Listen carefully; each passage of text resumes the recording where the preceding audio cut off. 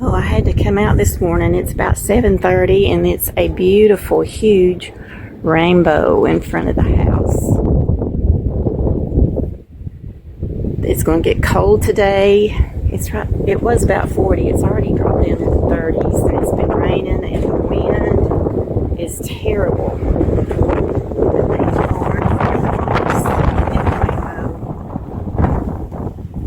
Welcome to my downstairs kitchen, and been cleaning out the freezer where I'm getting new appliances. So I'm trying to use some things up that I've had in this freezer down here. And my niece came and got the older refrigerator so she could use it as a backup, and they moved the one I had upstairs down here. So I had to put everything in this one side-by-side freezer for now until my new appliances arrive. So I had some apples that I cooked, and I decided to make fried pies. And the first batch I made, I gave to the workers, and they ate through all of those real fast. So I still have more apples ready to do something with. So I'm making another batch.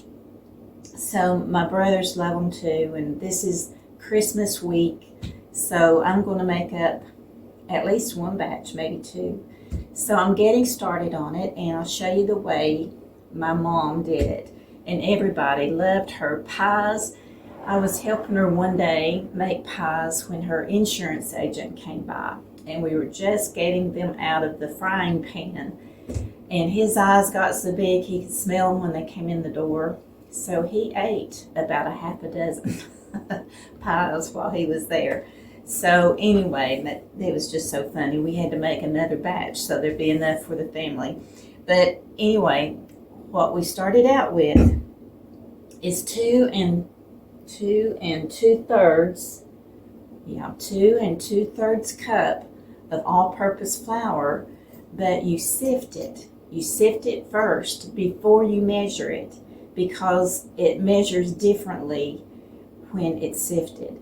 So you sift out some flour and measure out from that sifted flour 2 2/3 cup. And I've got that in this bowl with 2 teaspoons of salt. Now, the next step is you use a half a cup of vegetable oil or canola oil. Wesson oil is what it says in the recipe. A half a cup of oil and a half a cup of milk. And you mix those together in the same measuring cup, but you don't stir it. So I've got the oil in here. Let me pour in a half a cup of milk. And I'm using whole milk because that's what I drink. You can use 2% if you want. So, yeah, that's a cup of liquid. So half a cup of oil, half a cup of milk. And I made a little well inside of the flour here, right in the middle, and I'm going to pour all of that in the middle.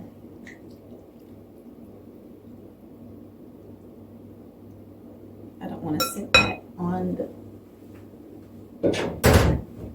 because I'm going to roll out the dough on this rubber mat, so I'm keeping it clean. So we're just going to mix this together.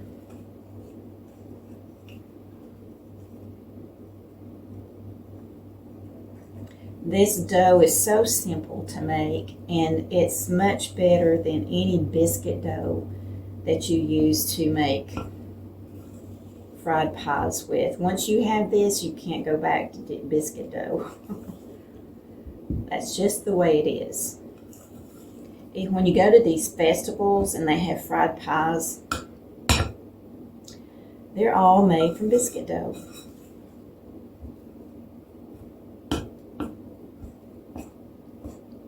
So this is coming together really fast.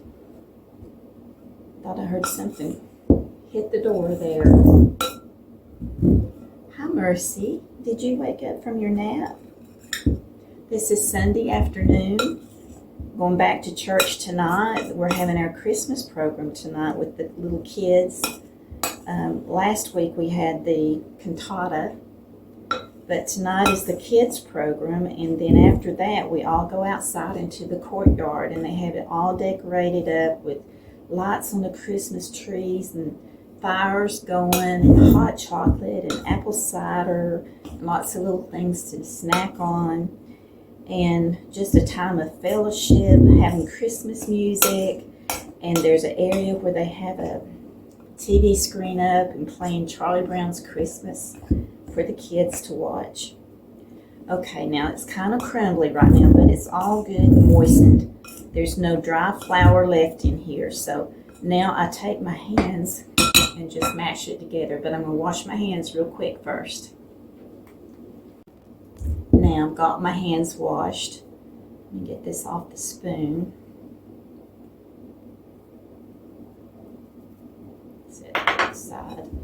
And you just get your hands in here and just mash it together. Feels like Play-Doh.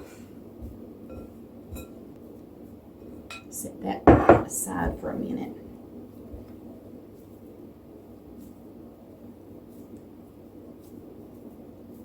Okay, now I'm just going to lightly flour this surface. I got a little flour left in here. That may be enough right there.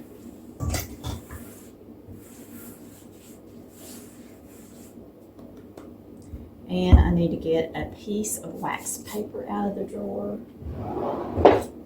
Wax paper. Here it is. Right in front of me. If it was a snake, it would have bit me. Put that on top. Sleeves keep trying to fall down. You kind of mash it down.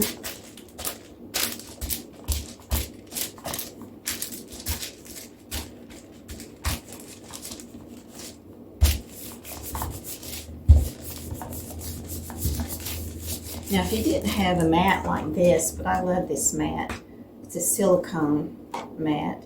You put another piece of wax paper down. You kind of take a damp cloth and wipe your counter with it and put the wax paper on top of that. And that dampness holds the wax paper and keeps it from slipping. But I love this silicone mat. I ordered it off of Amazon years ago. Of course, if you have a wooden cutting board or flower board or whatever you want to use, you can use that too. But you want to roll this out as thin as you can get it, like 1/8 of an inch thick.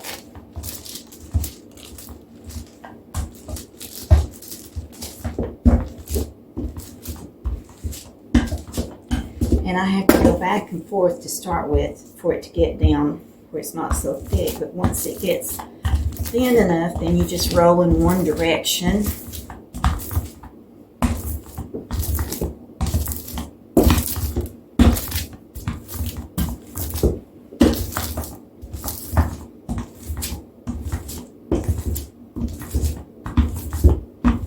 This was my job when I helped Mom make the pies. She didn't like rolling them out. It used too much muscle for her.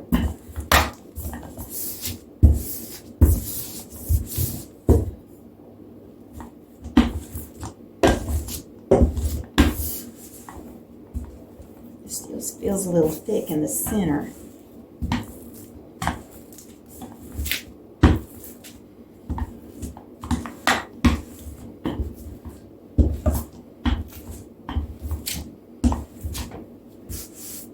We're about to get there.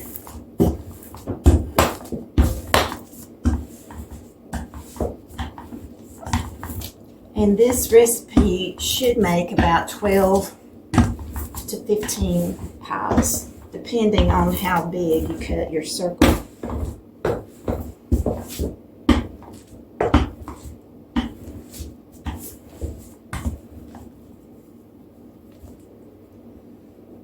Some dough that came off the side there.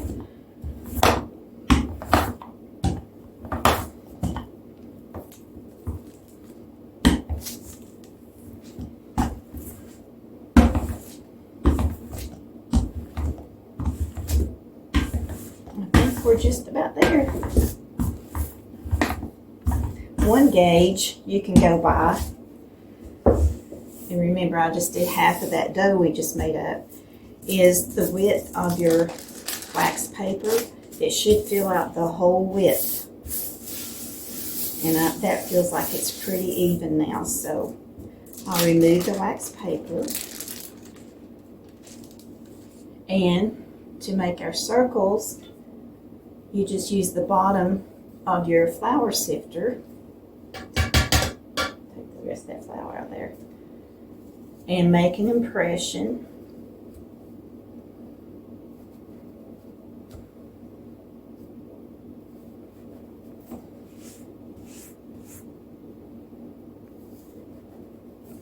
It's made 4. Then I take a knife, I'll use this one, and just move the extra dough away from the circle.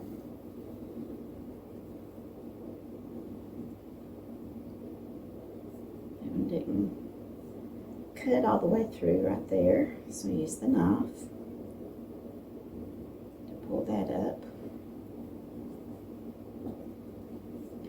I loved working with Play-Doh when I was little, and that's what this reminds me of. Pretending I was baking with my Play-Doh. Okay, so we have 4 circles. And now I'm going to get my apples, put a little bit of apple, just a little spoonful in each center, and we're going to fold it over and crimp the edges. Okay, so I've got my apples out, and so I've got the 4 circles. This is the big spoon. I'll put the little spoon in the apples. I stirred the apples up a little bit. So I'm just going to put a small spoonful of apple. You think you don't have enough when you put it in the center, but that is plenty, because when you pull it over, you want enough room to crimp the edges without squeezing that apple out. And you put too much apple in there, it just comes oozing out. And there's a large piece of apple in that spoonful, and I know that's not going to work.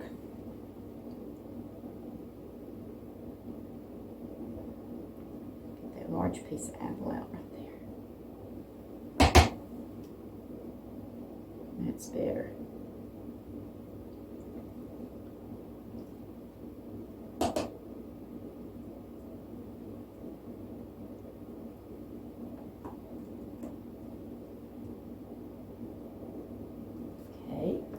One more.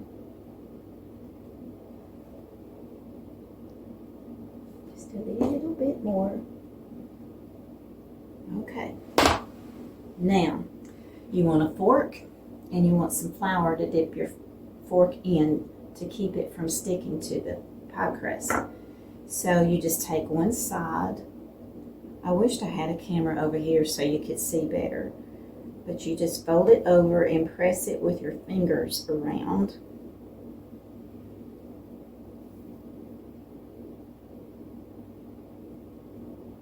Now that one got a little bit too full. It had some apple to squeeze out right there. Good apples. Just rinse my finger off there. Fold this one over. And fold this one over.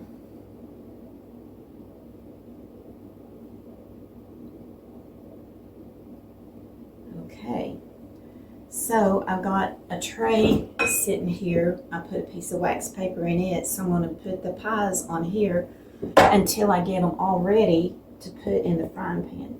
So I'm dipping my fork in the flour and just going around the edge and pressing, not to press all the way through, but just enough to seal the edges.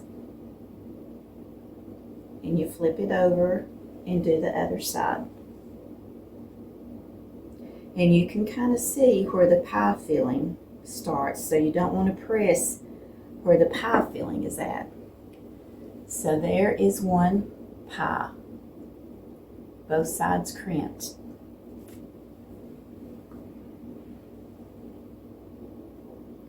This keeps the pie crust from opening up while you fry it. It seals it in really good.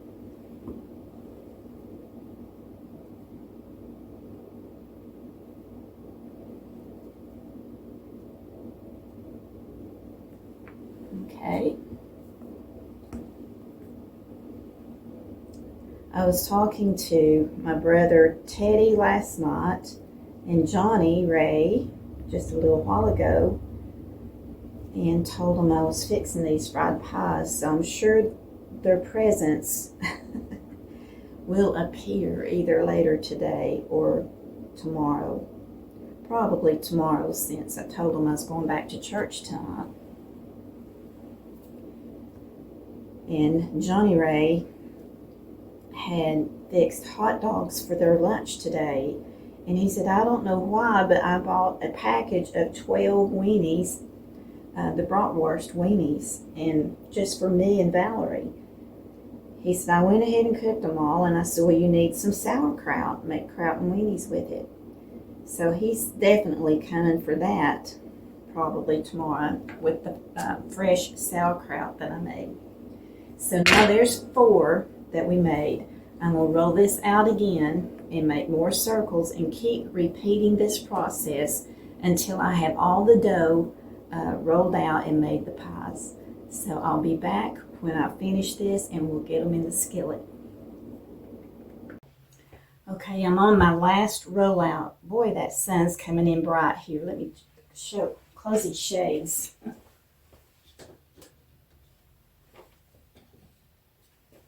Whew, the evening sun is about to set. So hopefully that will help some. There's not a lot of lighting over here. So I hope this doesn't come out so dark that you can't see what I'm doing. But I've rolled out my last bit of dough, and I noticed it was feeling too dry and too crumbly. So I added just a little bit of oil into the bowl, just a little bit, and mixed it all in with the dough to where it's more pliable again. So that's made it much easier to roll out. So I'll get these filled. I just wanted to show you the little trick. If your dough does seem to be too crumbly and dry, just add just a smidgen of oil, just a little at a time, until you get the texture that you need, where it makes it easy to roll out. And another little tip I wanted to tell you is sometimes if you roll your dough out too thin and you fold it over, it will crack and the apple will come out. And I did that to a couple of these, and Mom always did it too. You can't help it. So her fix was just to take a piece of dough and squeeze it out really thin and put it on top. And I've got one right here that's cracked right here. I'm going to lay that piece of dough right on top and kind of press it in a little bit. And when I put that one in the pan, that side's going down first. Okay? So that's how you fix your little cracks if you can't squeeze it together. And most of the time you can if you've rolled it out too thin. So you just patch it. So I'll be back when I get ready to put them in the pan. Okay, I finished making the pies and I ended up with 18 pies. That sifter I have is on the smaller side, so it makes smaller pies. But I like this little size. And I had to patch several of them because when I put the oil in to make the dough more pliable, I rolled them out thinner than I thought I was. So I had to patch some of them up, but that's okay. I've got the, let me move my pretty kitchen towel out of the way. I've got the oil in the skillet heating up over medium heat, medium to medium high heat. You don't want to fry them too hot of grease, just a slow fry, just a sizzle, because they will burn easily if you fry them too hot.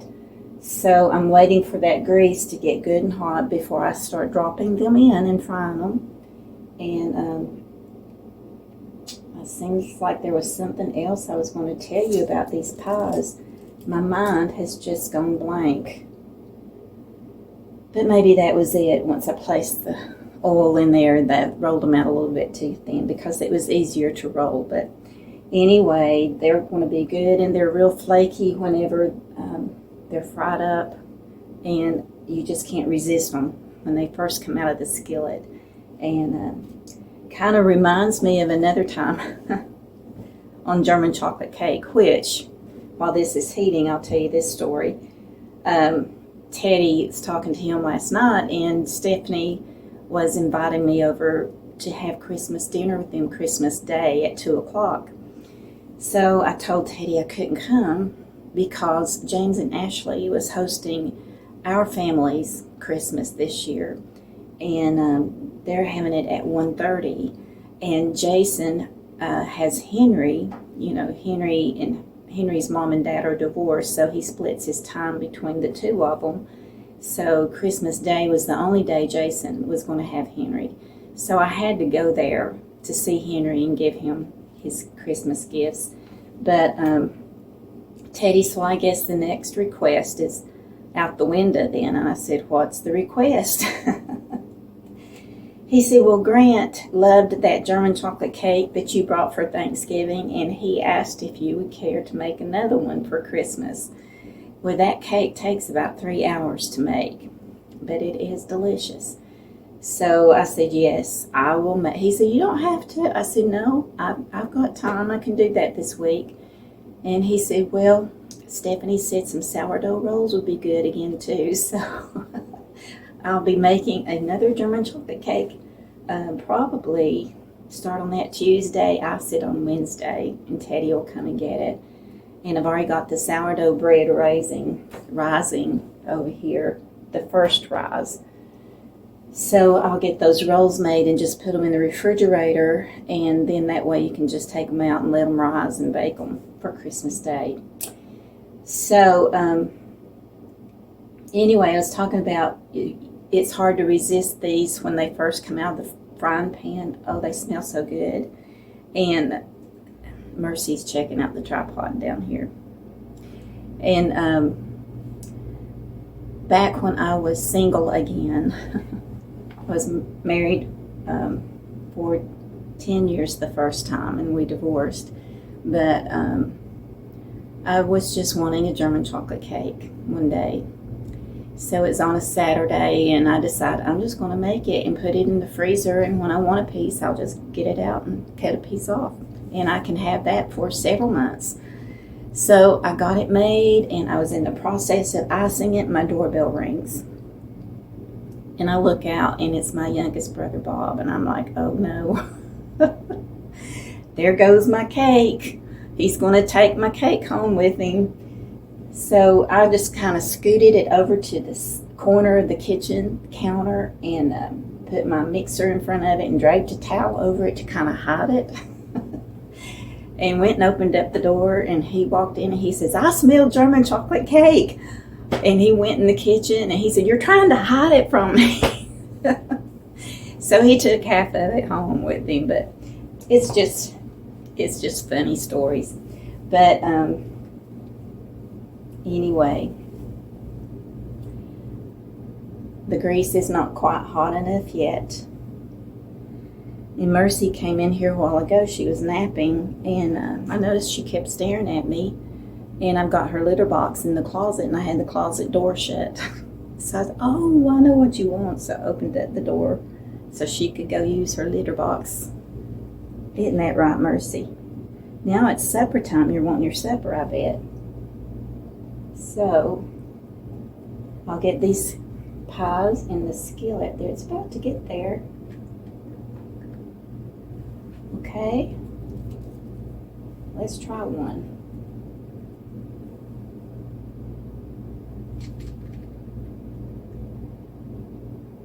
It's really hot. Yeah, it's sizzling when I put it in there. And you don't want to crowd the pies.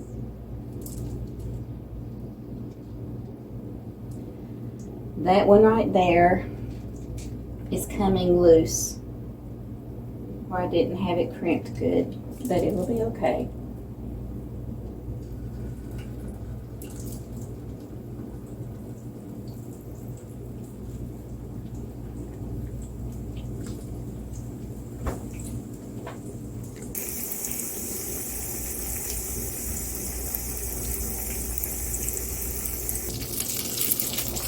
Now when you start to see the edges getting a little golden brown just around the edges, you know it's time to flip. So it's just now starting to show a little bit of golden brown on a couple of them. I'm going to give it just another minute or so, and then I'll show you how I flip them to be safe and not get the hot grease splattered on you.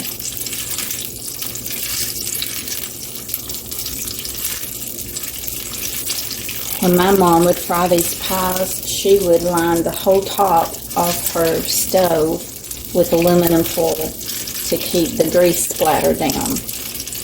That's pretty smart, but I can never remember to do that. Okay, I'm going to do this one right here. Go ahead and flip it. So I put one on each side, turn it over, and gently lay it down. Do the same with this one.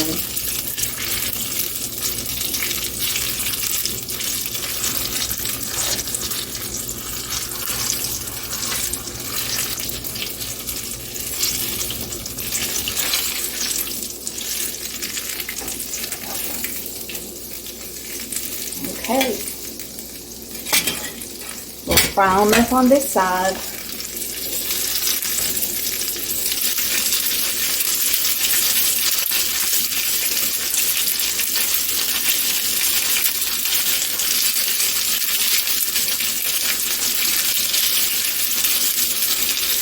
Turn it over on that other side for a minute, and I'll get these out.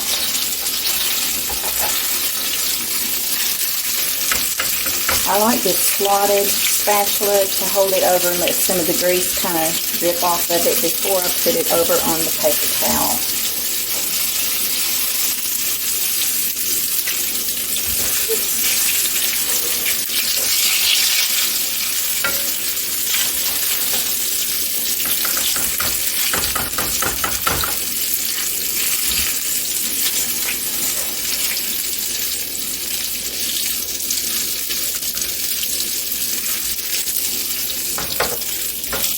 In the past, I couldn't wait for them to cool enough, and I would end up with a big blister on the roof of my mouth. So lesson learned.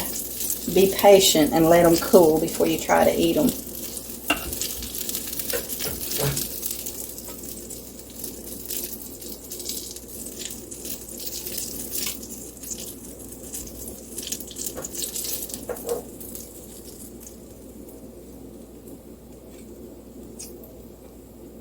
Okay, let's get some more in.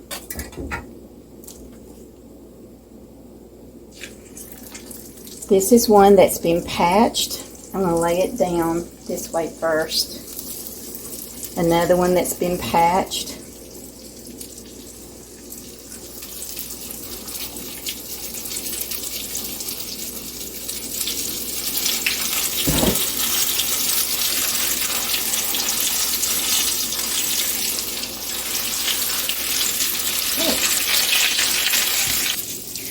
While those are frying, I just wanted to show you I was cleaning off my counter, and I love this product from Dollar Tree. It's the Awesome Cleaner Window Cleaner, and it's got vinegar in it. It's clear, and it just cleans your countertop so good, and that vinegar sanitizes it too. So any kind of grease or smudges you've got on it, it takes it right out. So go to the Dollar Tree and get you some of this awesome window cleaner. It's great at cleaning glass too. I've got a lot of glass doors that I have to clean frequently, and it does not leave streaks. I love it. I've got them all fried now, and it's almost time for church. It's 5:47 and church starts at 6:30, so I'd have just enough time. So I'll have just enough time to change my clothes and get to church for the Christmas program. So hope y'all have a Merry Christmas, and Santa's good to you. But remember what the season is really about.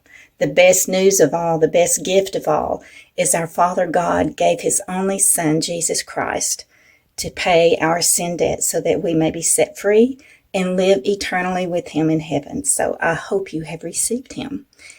He's a gift. And you don't get a gift unless you receive it. He wants to give it to you. So say, Jesus, come. Let him come into your life and take control and receive that precious gift of eternal life. God bless y'all. Here's the courtyard at the church where we'll have our Christmas celebration after service tonight.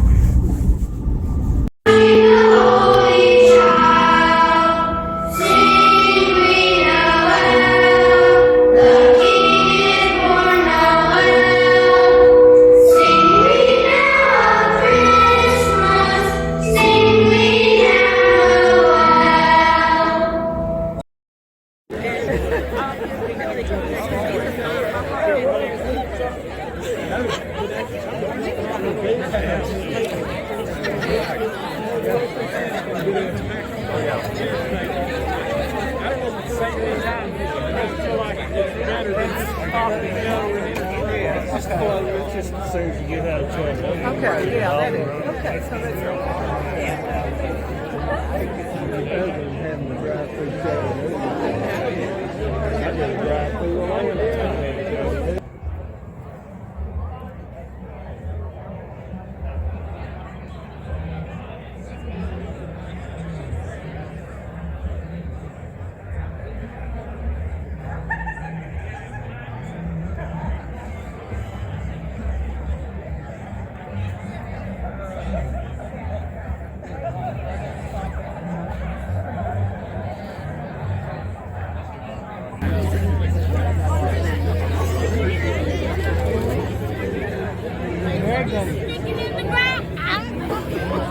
Is the hot dog good? Give me an hot dog.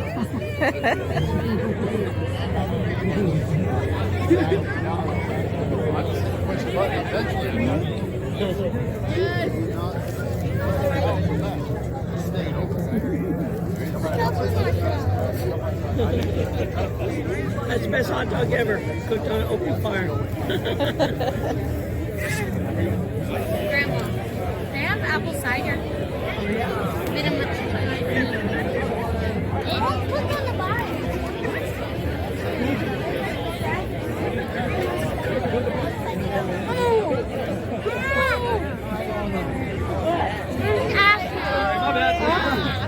Oh, Ashley. Yeah.